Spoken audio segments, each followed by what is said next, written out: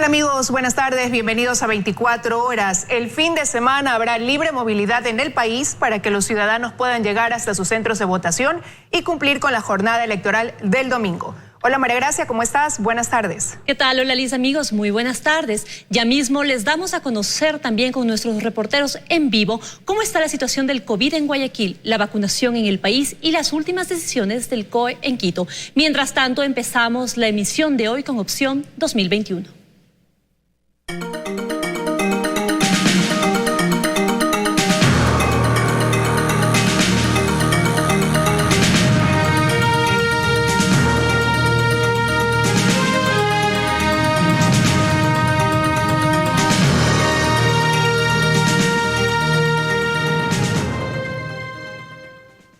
Durante la presentación del Plan Operativo de Elecciones, el presidente del COE Nacional informó que las restricciones de movilidad y el toque de queda estarán vigentes solo hasta el viernes 9 de abril a las 23 horas con 59 minutos. Con esto permitirán que los ciudadanos puedan movilizarse y acudir a las urnas. Este fin de semana no habrá restricciones de movilidad en el país para permitir que los ciudadanos acudan a sufragar con normalidad. Así lo informó el presidente del COE Nacional. El toque de queda, como las medidas restrictivas, culminan el viernes 9 a las 23 horas 59 minutos, sábado 10 y domingo 11. Existe libertad para que los ecuatorianos puedan movilizarse a los diferentes sectores y ejerzan su derecho al voto. El lunes el COE Nacional se reunirá. Para los comicios en segunda vuelta están listos los operativos en los que participarán Fuerzas Armadas y Policía Nacional. Fuerzas Armadas empleará 37.957 soldados, 2.780 vehículos, 19 aeronaves. Tendremos 45.699 policías para la segunda vuelta este 11 de abril a nivel nacional. El jefe del Comando Conjunto de las Fuerzas Armadas también informó que el traslado del material electoral hacia las diferentes provincias tiene un avance del 73%. Falta únicamente el día de hoy que se está entregando en las provincias de Carchi, Imbabura, Santo Domingo y Esmeraldas. Y según el director del ECU 911, Juan Zapata, están a disposición 6.500 cámaras del sistema ECU 911. 1.213 van a estar en cámaras en recintos priorizados y 199 cámaras contarán con el dispositivo de la herramienta distanciados. Además, el COE Nacional enviará el protocolo de bioseguridad para la jornada electoral modificado. Únicamente cambiaremos el especificar que las puertas no se cierran en la Junta Electoral. Y después de conocerse la oposición del pueblo Sarayaku de que ingrese el material electoral a su territorio, la presidenta del Consejo Nacional Electoral informó que allí no procederán las elecciones. Ellos han manifestado de que la decisión está tomada y que no permitirán el ingreso de las urnas para esta comunidad. No queremos poner en riesgo la integridad de nuestros funcionarios electorales. Sin embargo, recordó que se trata de un proceso obligatorio y dijo que espera que no vulneren el derecho de nadie que sí quisiera participar. En Quito, María Gracia Costa, 24 horas. Y a la campaña electoral le quedan 48 horas. Es por esto que los candidatos a la presidencia de la República continúan con sus actividades proselitistas. Andrés Arauz, por segundo día consecutivo, estuvo en Quito y Guillermo Lasso regresó a las provincias de Azuay y Cañar.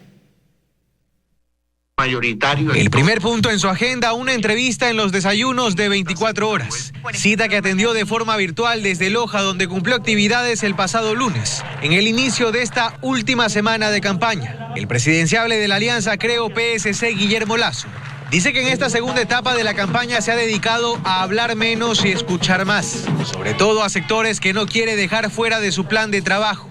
Entre otros temas, Lasso anunció que en su eventual gobierno se creará la Defensoría de los Derechos de la Mujer. Tendremos por objetivo lograr una equidad entre el empleo femenino y el empleo masculino. Y luego vamos a controlar también la igualdad laboral en términos salarial. Ofreció además la implementación de políticas para combatir el femicidio, así como respaldar y proteger a las mujeres víctimas de violencia intrafamiliar. Dice Lasso que en esta recta final ha sentido un mayor apoyo, incluso en provincias donde no fue la primera opción. He notado un cambio hacia un respaldo mayoritario en todo el pueblo ecuatoriano. Cerca de las 11 de la mañana encabezó un evento público en la Plaza Gonzalo Córdoba en Azogues, Cañar. En la tarde tiene previsto empezar a cerrar su campaña en Cuenca. Por otra parte, Andrés Arauz, candidato a la presidencia por el correísmo, continuó este martes en Quito. Ayer cerró sus actividades con una reunión con el colectivo de indígenas evangélicos de la localidad. Antes se reunió con un grupo de constructores. Tenemos que incorporar una política activa de construcción de infraestructura, de vivienda, de servicios públicos nuevamente para beneficiar a la ciudadanía, pero también para reactivar la economía.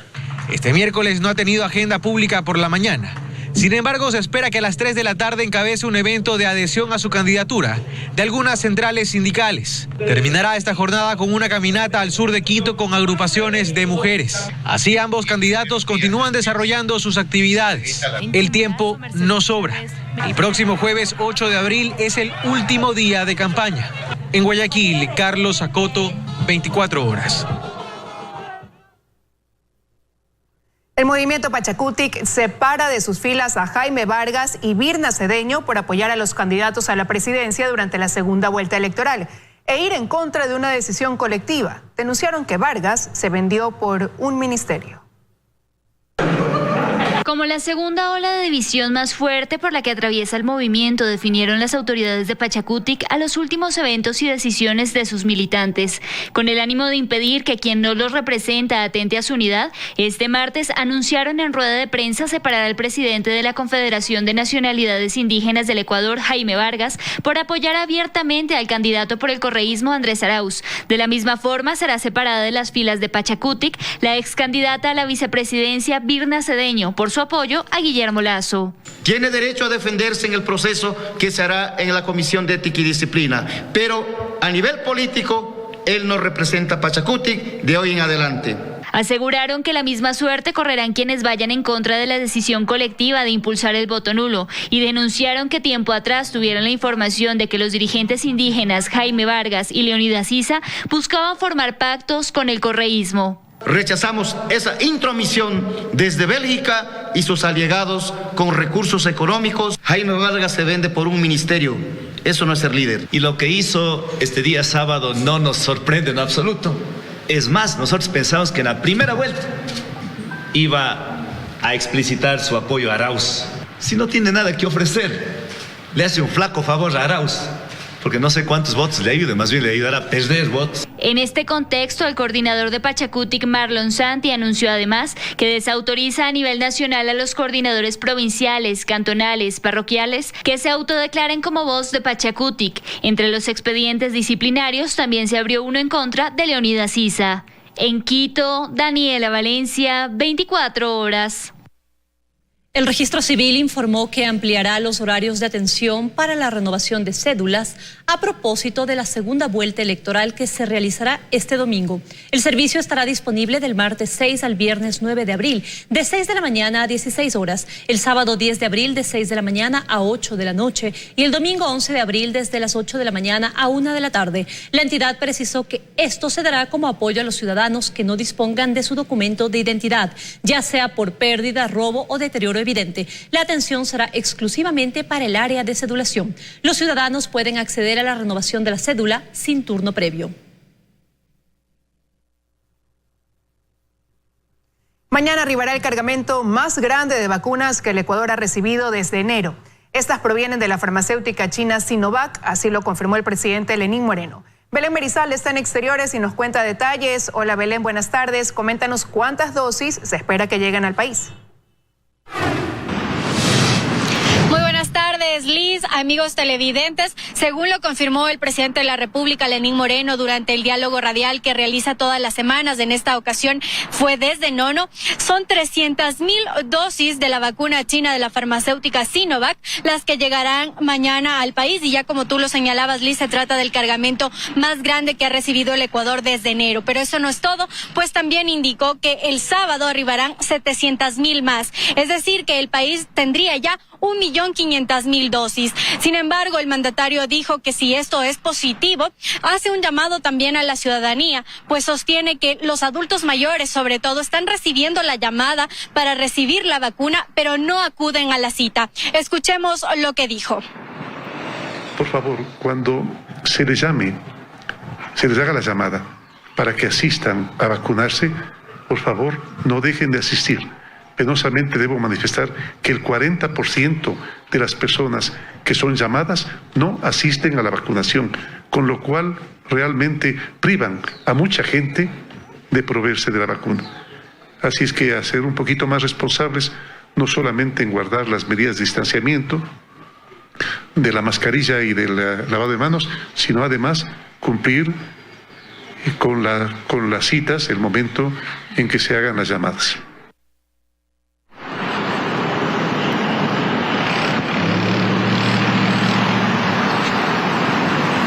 El primer mandatario recordó a la ciudadanía que aunque reciban la primera dosis e incluso la segunda dosis de la vacuna, deberán continuar con las medidas de bioseguridad. Recordemos que la vacuna no exime a las personas de contagiarse del virus. Lo que hace es crear una capa de protección que evitará que el virus genere una enfermedad severa y lleve a las personas hacia las casas de salud, que es lo que estamos viendo al momento. Esta es la información que nosotros tenemos por este momento. Regresamos con ustedes a estudios, María Gracia, que tienen más información. Que tengan muy buena tarde. Para ti también una muy buena tarde, Belén. Muchísimas gracias por tu informe. Y un experto de la Agencia Europea de Medicamentos confirma que hay un vínculo entre la vacuna de AstraZeneca y varios casos raros de trombosis. Ocurre cuando la Organización Mundial de la Salud evalúa el caso, pero asegura que no hay evidencia de que sea necesaria suspender la colocación de esta vacuna.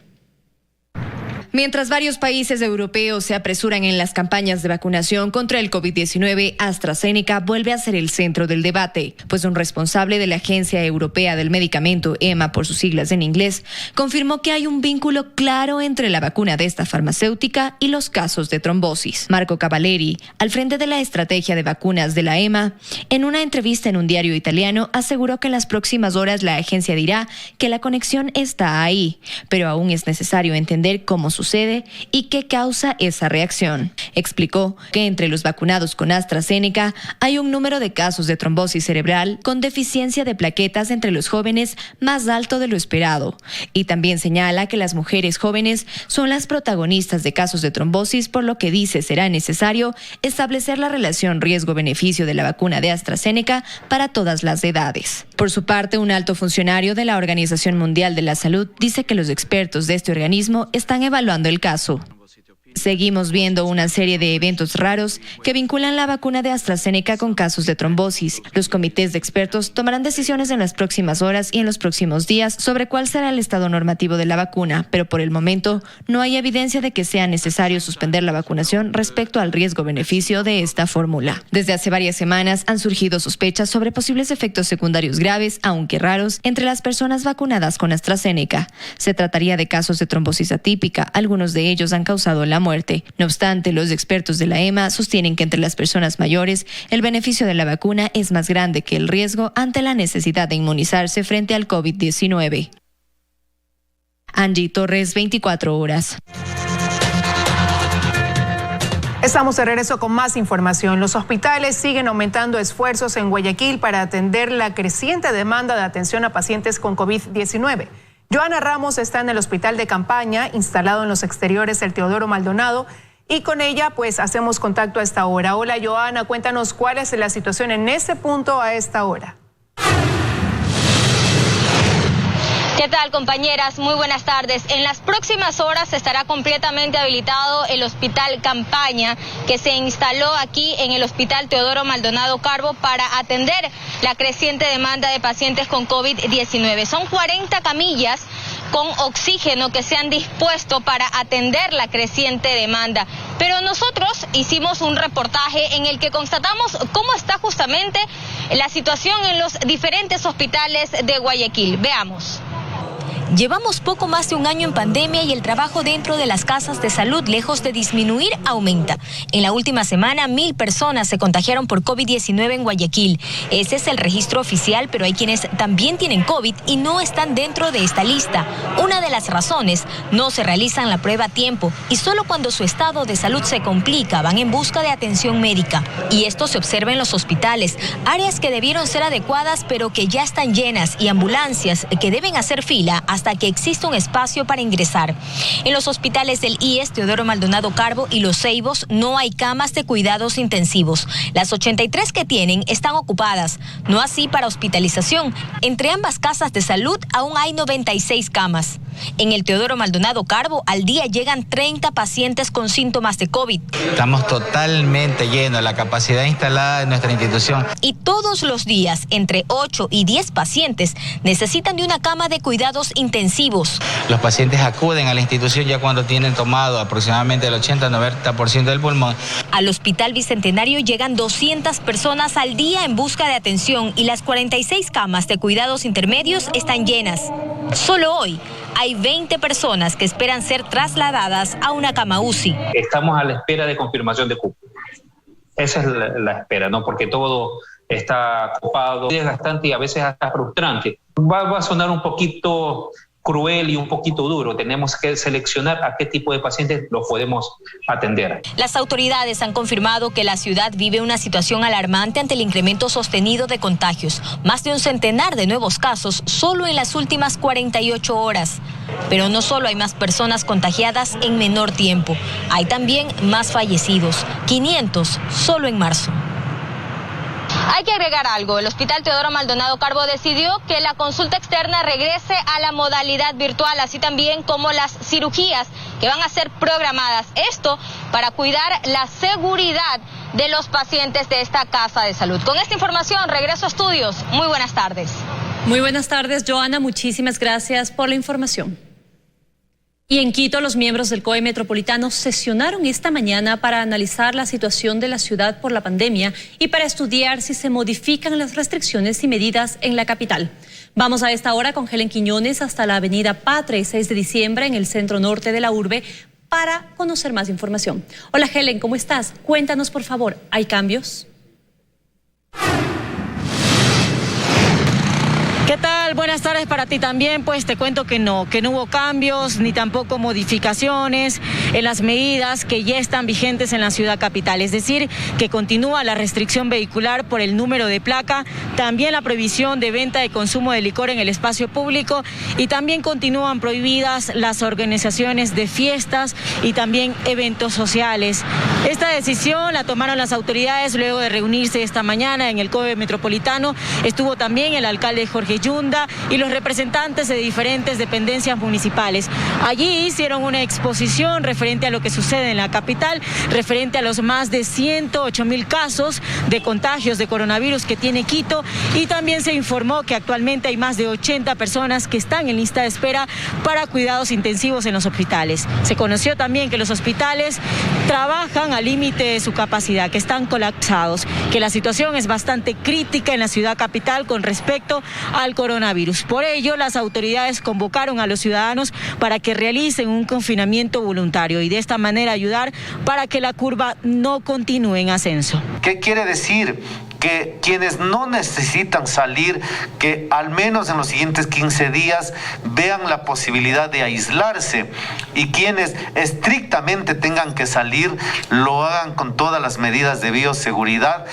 Luego de esta reunión también se informó referente a los operativos y también los controles que se realizarán el próximo domingo a propósito de las elecciones presidenciales. Se aseguró que están prohibidas las ventas en los exteriores de los recintos electorales y que serán más de 6.000 elementos entre las Fuerzas Armadas, la Policía Nacional y también las diferentes entidades municipales que estarán al cargo de estos controles para evitar que la ciudadanía incumpla las medidas de bioseguridad. Las autoridades manifestaron que continuarán en sesión permanente del COE Metropolitano y que hay que estar atentos por si se toman otras medidas. Esta es la información. Buenas tardes para todos. Buenas tardes para ti también, Helen, y muchísimas gracias.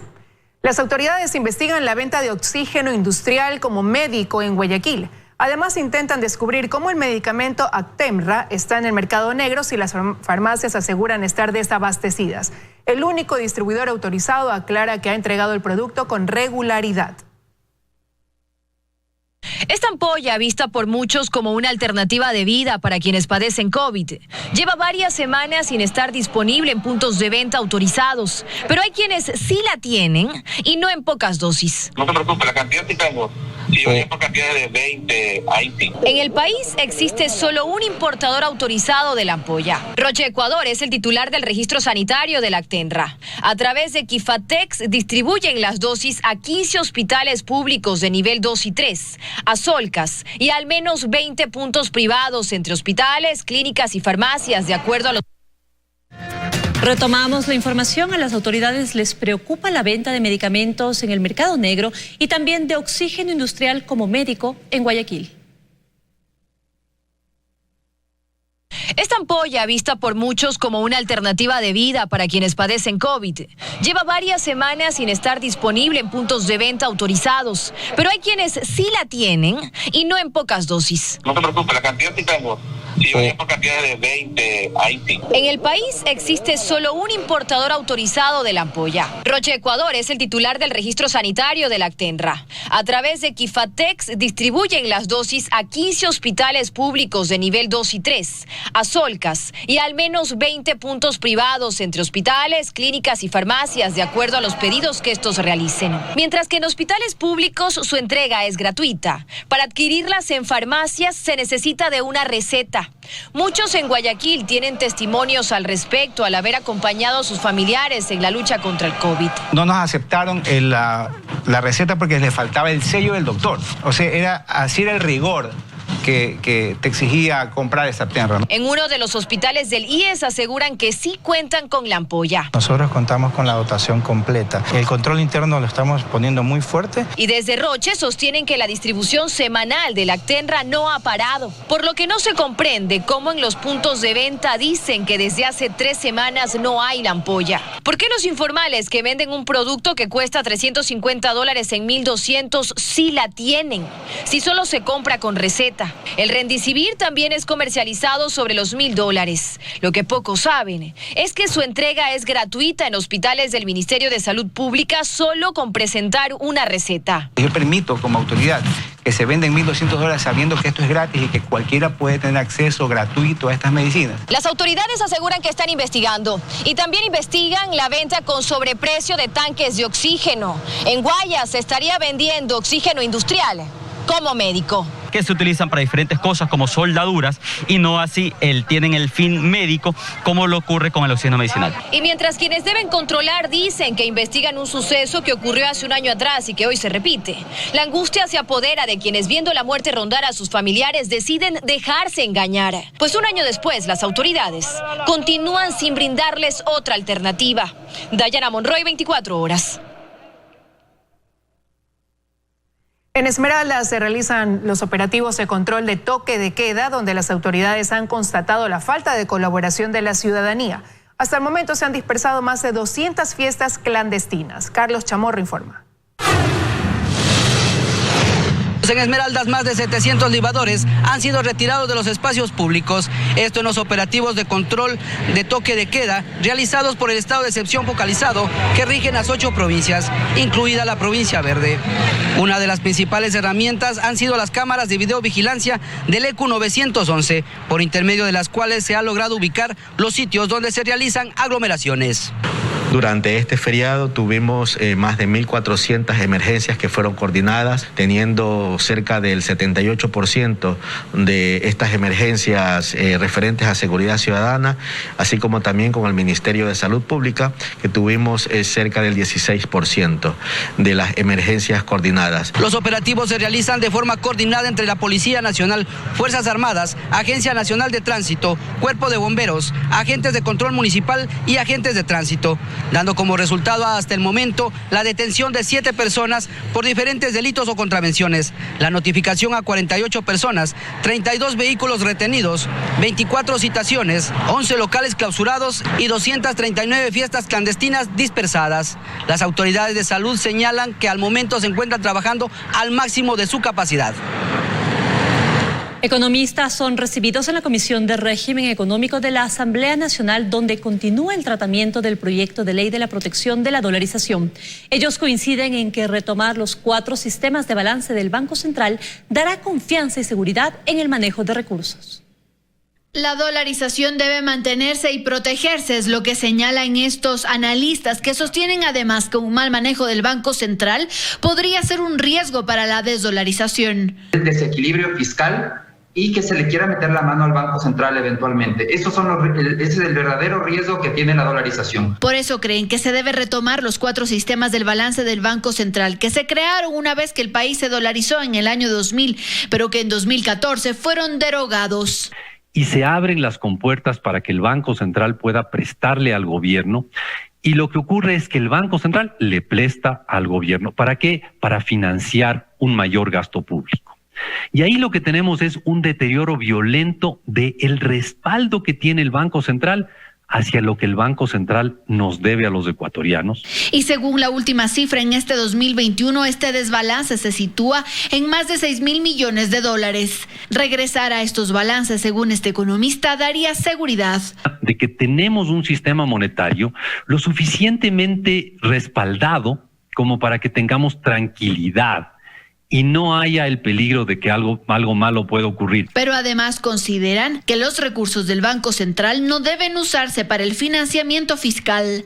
Que el Banco Central en dolarización no sea usado para financiar gasto público, porque a través de la expansión del balance y la emisión de ecuadólares, porque eso genera esos desequilibrios que hemos mencionado y que eventualmente es una política insostenible, una política que termina provocando una crisis. Aunque para este economista la ley busca controlar los activos del Banco Central. ¿Quién va a controlar los activos? ¿Quién va a tener el poder de control de los activos? ¿Y hasta quién va a representar ese control de los activos? ¿Dentro de qué? Dentro de los aspectos económicos del país. En Quito, Andrea Samaniego, 24 horas.